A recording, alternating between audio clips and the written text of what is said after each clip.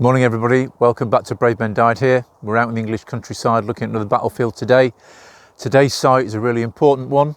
Although this battle wasn't necessarily the biggest battle in British history in terms of numbers, it was certainly one of the most significant.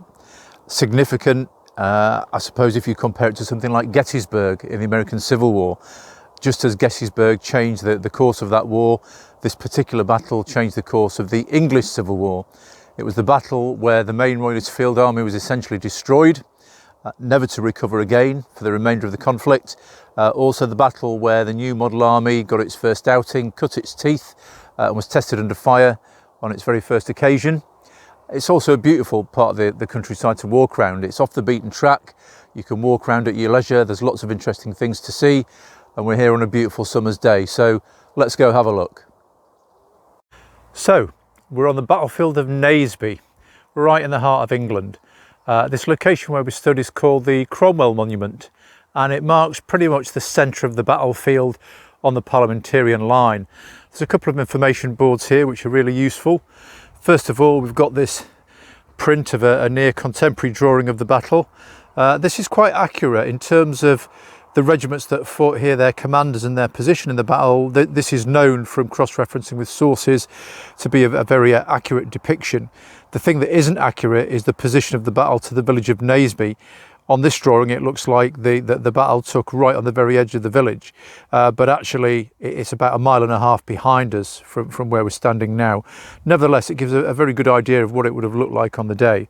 And then over here there's another information board which has got a more modern map along with the orders of battle of both armies and a few details of the battle itself. And this is a really nice position to start your visit to the battlefield because it gives you a good view of all the key features. So let's just orient you to where we are. We're now looking north, and in that direction, about 6 or 7 miles, you've got the town of Market Harborough, small market town. If we come this way, we face east. And in that direction, about 12 miles, you've got the town of Kettering.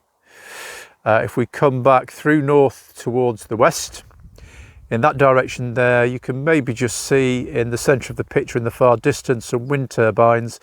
About 3-4 miles in that direction, you've got the M1 motorway, which runs north to south. And just beyond it, just past those wind turbines, is the town of Rugby. And then behind us, we've got the ridge line. You can't really see very much from here, but that is the direction of London if you head south. So that's where we are geographically within the United Kingdom, right in the heart of England. Now, the reason why this is a good place to start the battle is because we're standing pretty much in the centre of the parliamentarian line, probably the centre right. Let's just have a look at the form of the Royalist army first of all. So they would be formed up in front of us about 2 fields away. You can just see a hedgerow running left to right, 2 fields distance. That marks pretty much the forward edge of where the Royalist infantry were positioned. Up on that high ground there where you see the wood, just in front of there, that's where their left wing of cavalry were positioned under Sir Marmaduke Langdale, quite a doer, fierce northerner. He commanded the Northern Horse. And actually most of that wing of the Royalist cavalry were Northern Horse who had escaped from Marston Moor the year before. Coming back along the Royalist line, on the far side there, over towards those farms in the distance, would have been the Royalist right. And the horse on the right were all the elite regiments, Prince Maurice's, Prince Rupert's, the Queen's Life Guard, etc. So they were positioned over in that direction. Over on the far side of the battlefield, there are some hedges, known these days as the Sulby hedges. And just behind those hedges, the parliamentarians positioned a unit of dragoons. So essentially mounted musketeers who would have dismounted, used the hedges for cover. And they were used to open fire on the right wing of Royalist horse as they advanced during the battle. Coming up here onto the ridge line is where the parliamentarians were positioned.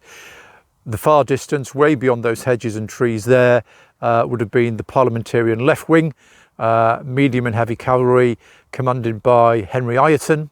And then all along this hedgerow here, where we're standing, this would have been the front edge of the Royalist foot, under command of Major General Skippen. And the forward line would have been visible to the Royalists, but the second line of their foot would have been way back on the reverse slope and out of sight, which probably explains why the Royalists made their assault in the first place. They perhaps underestimated the strength of the parliamentarian forces until they actually got up here onto the ridge. And then further down the ridge there on the right hand side, at the other side of the road, you can't really see it because of the trees, but over there on the high ground, that's where Cromwell commanded the right of the parliamentarian line with his various regiments of horse as well. So that's pretty much the positioning of the battle. What we'll do in a minute is we'll talk through how the whole thing unfolded, and it's quite easy to do because it's a nice neat little battle, and you can see most of the key positions from here. So we'll have a little chat through that in a moment. Right, so let's have a chat through the battle then. The battle was initiated by the Royalists, who of course were at that side of the battlefield. They were keen to get the parliamentarians into action, and so they initiated the advance. Now there is a bit of debate about how much of a role the artillery played in this battle. If you look on the diagram of the near contemporary picture, it suggests that the Royalists had their guns positioned between the regiments at the start of the battle on the front line. Now I'm not an artilleryman, I'm not a gunner, so I'm no expert, but my guess is that that probably wasn't really where they were, and even if they were positioned there, I'm not sure they did much, because if you look at the angle of this slope, the chances of getting a cannonball across here and into the parliamentarian ranks is pretty minimal. The elevation's quite high, so that would have been difficult anyway. And even if you allow for the fact that cannonballs skip and bounce when they land, I reckon the angle of this slope would have taken a lot of that impact out anyway. So I'm not convinced that there was a lot of artillery fire from the Royalist side before the battle started. And what we do know is that the Royalist army got into action pretty quickly and began its advance. So if you look across these fields now, imagine you've got 5,000 Royalist infantry marching across there en masse, all in block formation. Remember, every company of infantry has its own individual colour for its captain, and so you've got dozens of colourful standards waving above the mass ranks. You've got the big 17th century drums beating away, and that huge block of troops is coming towards you up the slope. Meanwhile, on both flanks, on both wings of the battle, you've got the Royalist horse advancing. So over there you've got 2,500 horse under Prince Rupert and Prince Maurice rumbling across that ground. And over on this wing over here, you've got Marmaduke Langdale with another 2,500 horse doing the same, advancing across. You imagine all those hoofbeats banging away on the soil. It must have been an impressive sight. Terrifying, probably, if you're a parliamentarian infantryman stood here on the front rank watching all this coming towards you. And of course, you've got your own cannon and possibly the Royalist cannon firing away as well. So there's a lot of noise and it's a pretty overwhelming sight.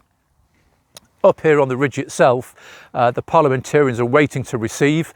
They're probably in a better position. I'm guessing that their guns positioned here have got a much better shoot. They're firing down the slope. Their cannonballs are bouncing in the low ground there and ploughing through the ranks of the Royalists, so they advance up the hill. But eventually the Royalists make the ground. They get across this open ground. They get up this slope. It's quite a steep slope. You know, I've just walked up it myself.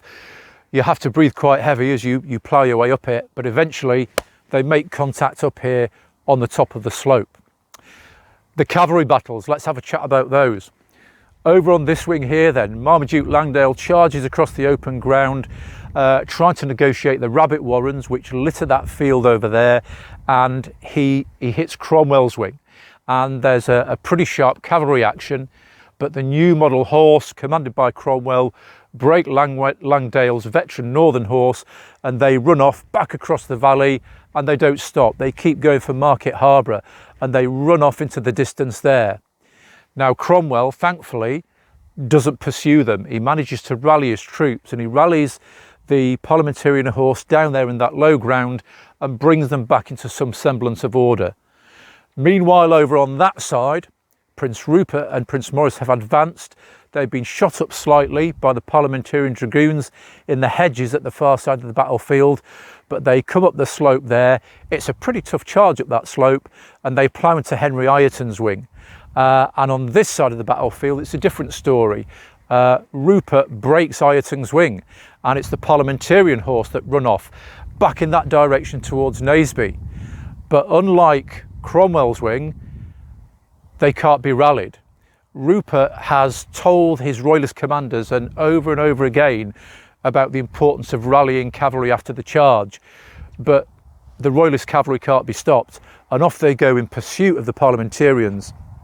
They get as far as Naseby and they find the Parliamentarian baggage train, which they attempt to plunder. They're fought off by a company of firelocks, so that's guards with flintlock muskets rather than matchlock muskets, and they waste their time and their energy trying to capture the Parliamentarian baggage. Meanwhile, right where we're standing, the main battle is taking place. Right along this ridgeline here, you've got the veteran Royalist infantry clashing with the new model army, the redcoats as they are now, all dressed in red, and there's a massive infantry battle here. And initially the Royalist infantry enjoy some success. They're veterans, they fought numerous campaigns and battles, they smash into the new model army and they push their infantry back a good few yards, maybe 100 yards on top of this ridge. But eventually the discipline of the new model army holds fast and the line stabilises. And of course on the reverse slope you've got the second line of new model infantry, which the Royalists hadn't seen, who now push in and join the battle. And at this stage, you've got a slogging match in the centre. So this whole ridge line here is just this massive scrap between the Royalist infantry and the Parliamentarian foot. Now, it must have been fairly close quarters, because at this stage of the war, the Royalist infantry didn't have a lot of pike. They'd swapped most of their pike for muskets following the capture of the Biggs arms factories in Bristol earlier in the war. So I'm guessing that most of this fighting was done really up close and personal rather than at the end of an 18-foot pike. Anyway, this is where the battle was decided, because remember, back there in the dead ground on that flank, Cromwell has rallied his horse.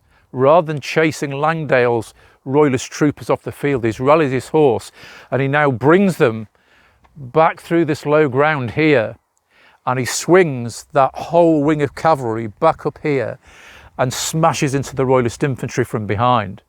So now Jacob Astley's veteran infantry are trapped. They've got the new model infantry standing firm on the ridge, and they've got all of this medium and heavy cavalry smashing into them from the rear. And at this point, the battle's pretty much over. They've got two choices. They stand there and die to a man, or they surrender. And after a few minutes, they choose surrender. And one by one, the Royalist regiments start to lay down their arms and give up. At this stage, at the far side of the battlefield, Rupert finally manages to bring his horse back onto the field. He's rallied them finally, brought them back, but by this stage it's too late. The battle's over. The Royalist infantry has given up the ghost, and there's nothing else he can do other than lead his cavalry off the battlefield. But there's one last drama that's got to happen. So if we swing this way and look back across the original start position, at the far side of the field, up on the hill, the king is watching this disaster unfold, and in a fit of frustration attempts to leave his own lifeguard of horse forward into the battle. No one really knows what was in his mind at the time, but observers believe it was his intention to charge into the battle, a bit like Richard III did at Bosworth, and go down fighting and die as a king on the battlefield. But one of his courtiers grabs hold of the bridle of his horse and drags him away and says something like, "Are you mad? Are you trying to get yourself killed?" And he is led by force by his courtiers off the field, escorted by his lifeguard. Now, eventually the Parliamentarians realise that there's still some Royalist forces up on that ridge and that the king's there, and they set off in pursuit to try and hunt them down. But when they get across that side, they meet the reserve infantry, which is mainly comprised of Prince Rupert's own regiment of bluecoats, his own regiment of foot. And at the far side there, somewhere on that ridge, they form a wall and they repel that initial Parliamentarian pursuit. And they continue to conduct a fighting withdrawal back along the top of that ridge and that plateau for a good few hundred yards, fighting off the Parliamentarians all the way until eventually they're overwhelmed. And a few years ago, There was an archaeological survey done about a mile away in that direction of an area where this was believed to have taken place, this last stand. And what they found is a massive concentration of musket balls, which suggests that that's where that last stand took place. But eventually they were overwhelmed, and that was pretty much the end of the battle. Now, the casualty figures are relatively small, much smaller than Marston Moor and smaller than a lot of battles. In total, they reckon about 1,200 dead. Of those, they reckon about 200 were the parliamentarians, mainly who died up here on the ridge in the infantry battle, and a few cavalry troopers over on the left-hand side where they were broken by Rupert's men. But most of those casualties, that 1,000 or so, were the Royalist infantry who were sandwiched in the middle here and cut to pieces, or Rupert's regiment back over there, who pretty much went down fighting to the very last. Regardless of those relatively small levels of casualties, it was the nature of the battle, the decisive nature of it, the fact that the main Royalist field army was destroyed or captured. After this battle, Prince Charles didn't really have any veteran forces left that he could fall back on. He was having to try and conscript people from Wales and Scotland and the outlying parts of the United Kingdom to try and bring an army together. But it was never going to happen.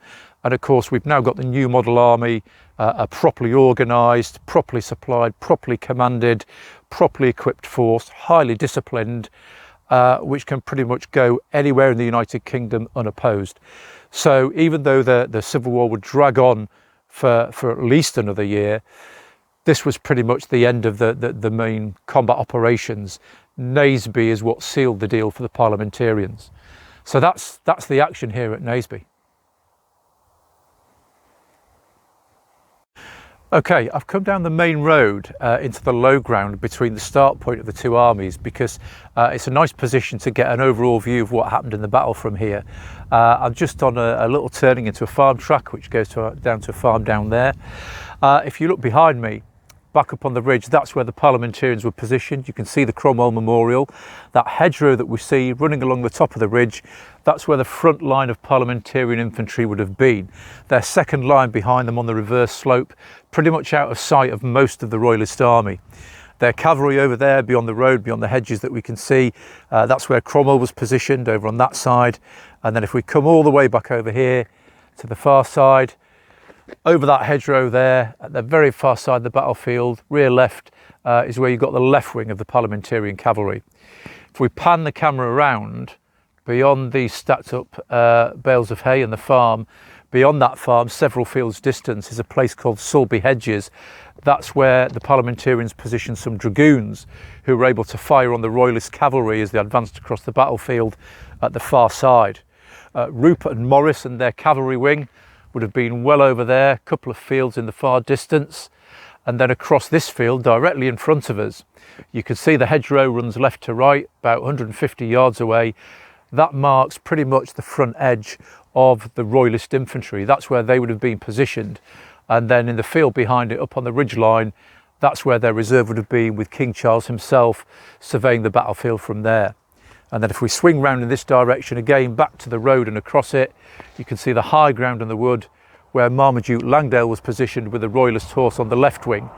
And these fields, just let that car go, these fields are where Langdale brought his horse down across the battlefield to advance up towards Cromwell's cavalry over there on that side.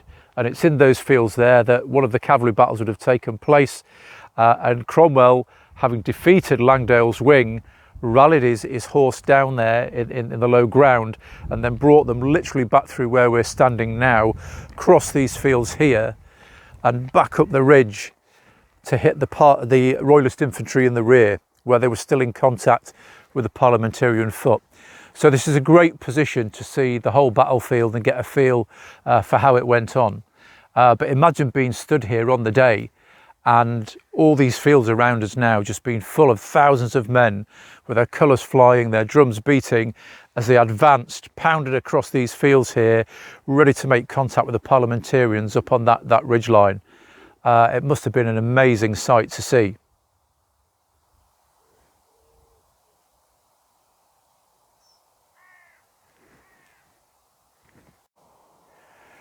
We're now standing at the far side of the battlefield looking south back towards where we were earlier. So this is looking towards the parliamentarian position, and this useful spot on the road gives us a good view of various parts of the battlefield. So first of all, let's just come across into this field here. If you come across here, what you've got here is this hedgerow that runs all the way along that field there and off into the distance. That pretty much marks the position of where the front line of the Royalist troops were at the start of the battle. The hedgerow almost certainly wasn't there during the particular period of the battle. It was all open moorland, but that's where all their infantry were formed up. Interestingly, just in the corner of the field down here, you can just see that little memorial.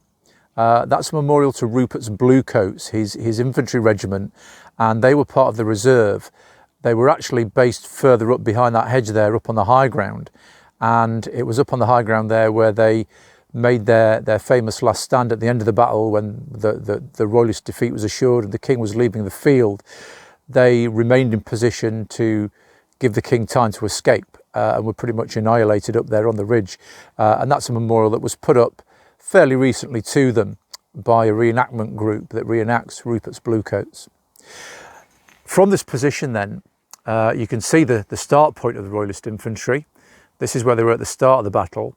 And as the battle began, they advanced across these fields here and up onto the ridgeline there where the parliamentarian line was. And it's quite a long open distance to travel and then quite a steep hill to climb before they assaulted the enemy up on that ridge there. So it was actually quite a spirited thing to do for the Royalists to attack across the open ground and up onto such a high ridge.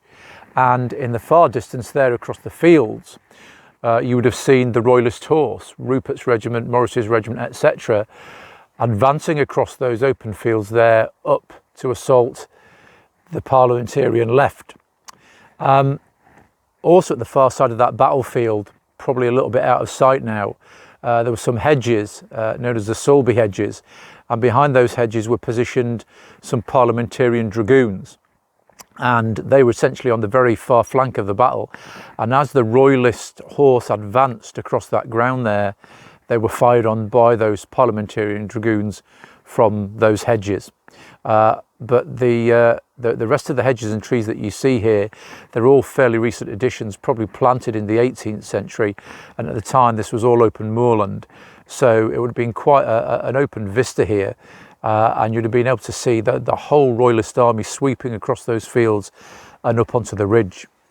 Also, if we come across to this side of the road, we come back here, we see where the Royalist left wing of horse would have made their charge. They would have started up there beyond these trees here on the high ground, come down and across these fields, and then you can see the high ground there, which would have been where the parliamentarian right was, and in these fields is where that main cavalry battle would have happened.